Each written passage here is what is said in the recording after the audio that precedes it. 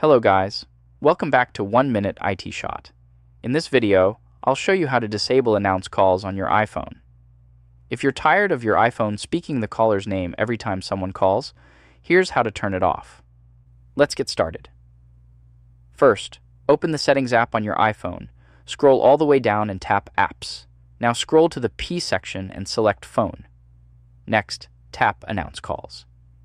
Here, you'll see 4 different options: Always, Headphones in Car, Headphones Only, and Never.